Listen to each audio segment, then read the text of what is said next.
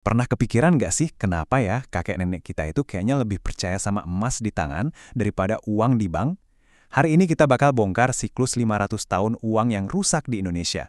Sebuah perjalanan yang mudah-mudahan bisa menjelaskan kondisi kita sekarang dan mungkin masa depan keuangan kita semua. Nah, nasihat ini pasti sering banget kita dengarkan, beli emas dan tanah. Ini tuh bukan sekedar tips investasi biasa loh, ini udah kayak DNA finansial yang diwariskan turun-temurun, sebuah strategi bertahan hidup yang lahir dari pengalaman pahit berabad-abad sama mata uang yang nilainya nggak pernah stabil. Nah, ini nih yang jadi pertanyaan besarnya. Kenapa selama ratusan tahun orang Indonesia lebih percaya sama aset yang bisa dipegang, kayak emas dan tanah, daripada uang resmi yang dikeluarin pemerintahnya sendiri? Jawabannya ternyata ada di pola kegagalan moneter yang terjadi lagi dan lagi. Oke, kita mulai perjalanan kita jauh ke belakang. Siklus pelemahan nilai mata uang ini, atau istilah kerennya debasement, di mana kualitas uang sengaja diturunin, itu ternyata udah terjadi jauh sebelum negara Indonesia modern ada. Ini adalah kisah tragis tentang gimana uang kita berubah dari emas murni jadi kertas yang nggak berharga. Lihat deh lini masa ini. Polanya tuh jelas banget dan jujur aja agak menyedihkan. Dari koin emas murni di zaman Majapahit, kualitasnya terus turun ke perunggu, terus ke timah dan tembaga di zaman VOC. Puncaknya di tahun 1946, lahirlah ORI, Uang Republik Indonesia, yang murni uang kertas fiat. Artinya apa? Nilainya cuma berdasarkan janji pemerintah, nggak ada jaminan apa-apa lagi. Penurunannya konsisten banget selama 500 tahun. Contoh pertamanya aja udah dramatis banget. Kerajaan Majapahit yang saking kayanya sampai bisa ngasih emas ke pasukannya, ternyata runtuh kurang dari 100 tahun setelah mereka ganti mata uangnya ke perunggu. Kenapa? Karena langkah itu langsung memicu pemalsuan massal dan akhirnya ekonomi mereka hancur dari dalam. Dan ternyata polanya nggak berhenti di situ. Raksasa sekelas VOC pun jadi korban. Mereka bangkrut di tahun 1779.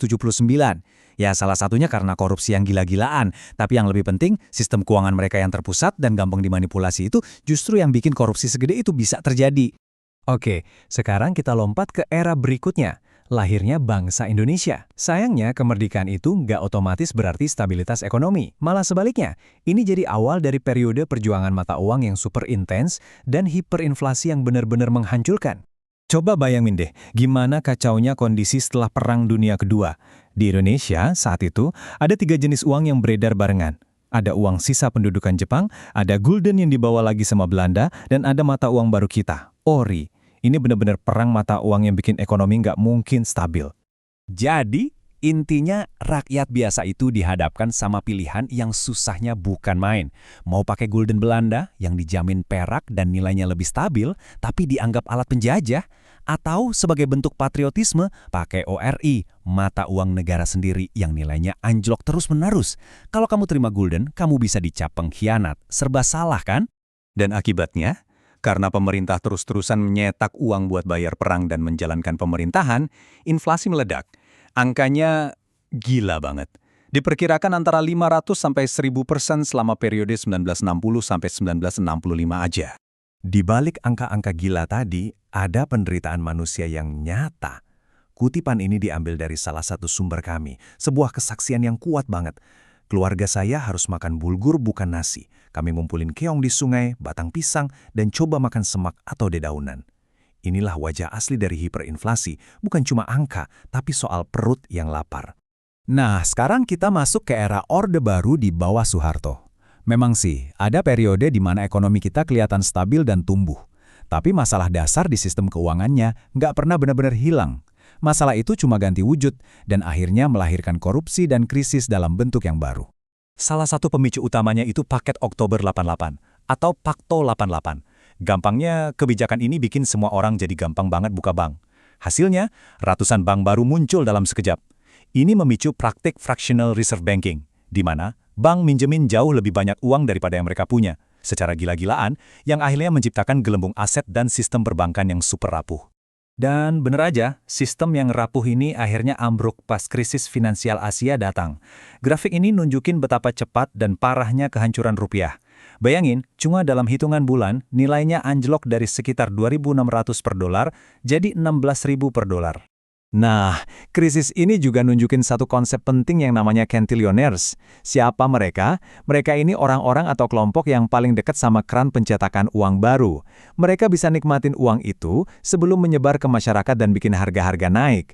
Di zaman itu, ya mereka adalah orang-orang yang dekat dengan kekuasaan. Dan ngomongin soal mereka yang dekat dengan kekuasaan, ini skala korupsinya. Menurut Transparency International, diperkirakan ada sekitar 15–35 miliar dolar dana yang digelapkan selama rezim Soeharto. Sebagian besar dari ini bisa terjadi ya karena sistem moneter kita yang terpusat dan gampang banget dimainin. Oke, dari semua sejarah kelam ini, kita lihat, kan ada satu pola yang sama. Sistem yang terpusat itu selalu gagal. Nah, ini yang bikin kita mikir, kalau masalahnya ada di sistemnya, apa mungkin teknologi modern bisa jadi jalan keluar? Sebuah solusi yang dari desainnya aja udah beda total dari semua yang pernah ada? Coba deh kita bandingin langsung, perbedaan paling dasarnya ada di pasokan. Pasokan rupiah itu secara teori nggak ada batasnya, dan nambah terus setiap tahun. Sebaliknya, pasokan Bitcoin itu dibatasi secara matematis, cuma akan ada 21 juta, titik. Aturan ini nggak bisa diubah sama siapapun. Kelangkaan inilah yang dirancang buat melindunginya dari inflasi. Terus perbedaan krusial kedua, kontrol. Rupiah itu terpusat, dikontrol penuh sama pemerintah dan bank sentral. Jadi rentan banget sama keputusan politik. Sebaliknya, Bitcoin itu terdesentralisasi, dikelola oleh jaringan pengguna di seluruh dunia. Nggak ada satu pihak pun, nggak ada pemerintah manapun yang bisa membekukan akunmu atau mengubah aturannya seenaknya. Jadi, intinya tuh begini, Bitcoin itu memisahkan uang dari negara. Hal inilah yang secara fundamental membuatnya kebal dari intervensi politik, korupsi, dan pelemahan nilai yang udah kita lihat berulang kali dalam sejarah panjang Indonesia. Oke, dengan semua sejarah dan potensi solusi ini di kepala, yuk kita lihat kondisi moneter Indonesia sekarang dan gimana kira-kira ke depannya. Terus, gimana dong kondisi adopsinya sekarang? Nah, data Juli 2021 nunjukin ada sekitar 7,4 juta pengguna kripto di Indonesia. Kedengarannya banyak ya, tapi itu baru 2,5% dari total populasi. Jadi, kita ini masih ada di babak-babak paling awal dari sebuah perubahan besar yang mungkin terjadi. Jadi, kalau dirangkum, statusnya sekarang tuh gini. Secara hukum, Bitcoin dianggap komoditas yang bisa diperdagangkan, bukan mata uang.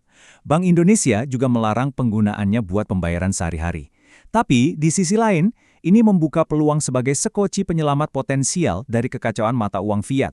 Mirip seperti yang terjadi di negara-negara kayak Argentina atau Nigeria. Ini semua membawa kita ke pertanyaan pamungkas. Setelah ratusan tahun kita terjebak dalam siklus pelemahan nilai, inflasi, dan korupsi, mungkinkah sebuah jenis uang yang baru ini akhirnya bisa memutus rantai yang udah mengikat kita selama 500 tahun? Sejarah udah menunjukkan masalahnya dengan jelas, dan sekarang sebuah alternatif telah muncul. Masa depan moneter Indonesia masih jadi pertanyaan besar.